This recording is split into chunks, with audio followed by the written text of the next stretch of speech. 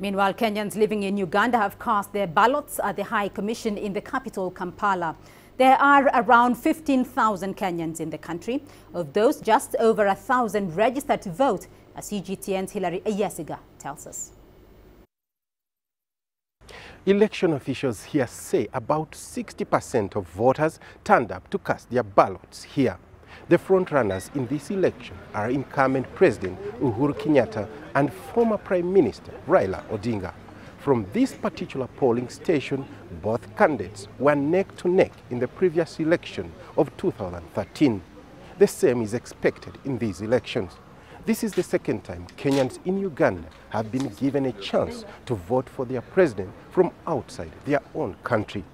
But as they choose their leader from across the border, they are closely monitoring the elections back home. Ayesiga, CGTN, Kampala. Let's get more for you now on the Kenyan election. And joining me in studio here is Dr. Edwin Nyutho. He's a journalism and media studies lecturer at the University of Nairobi. Dr. Nyutho, thank you for joining us on Africa Live. First, let's get your perspective on the Kenyan electoral process and the voting. How, in your view, has the voting process been like in the Kenyan election? I think the voting process in this election has been the best we have ever had. It went beyond my wildest expectations, because in spite of the short time that the Electoral Commission had to prepare, they did a great job. The longest queue was did not have, at least every station did not have more than 700 people. And the type of queues that we had in 2007, 2013 were not there. Right. And by 5 o'clock, most stations had closed down. We're hearing, though, about some protests lodged by the opposition party and by former Prime Minister Raila Odinga's side coalition there. And they are talking about inefficiencies in the system here. In your view, and from what you have observed in this election, are those concerns valid? Do they have any validity at all? I don't think that they have much validity. Well, there were a few hitches here and there. Some polling stations opened late. Some of those mini machines failed, but the IBC staff always tried to look for an alternative. But in my assessment, the IBC did a fantastic job in trying to conduct elections in the fairest, the most open, valid way possible.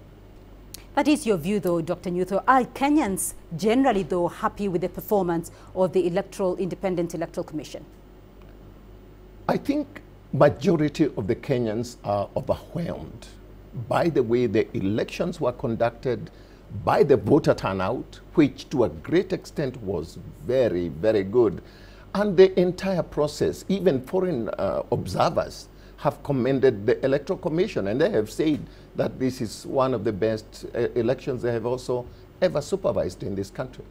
Now, that is the view of the foreign observers here, but Kenyans do still remember the electoral malpractice or whatever happened in 2007 and the violence that came, thereafter. And of course, many are still trying to gain confidence in the electoral system 10 years on.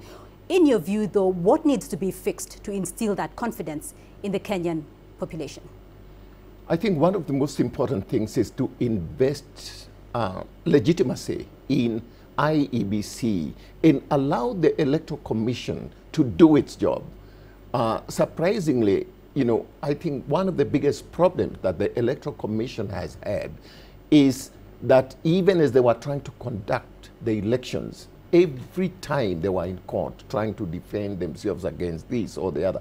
But if we as Kenyans really invested our faith in an independent electoral commission and give it the freedom and the mandate to do its job, I believe from what I have seen, they should be able to do us proud in the future. And our democracy will thrive because they, as far as I'm concerned, try to do their job in the best way possible, not favoring one side or the other.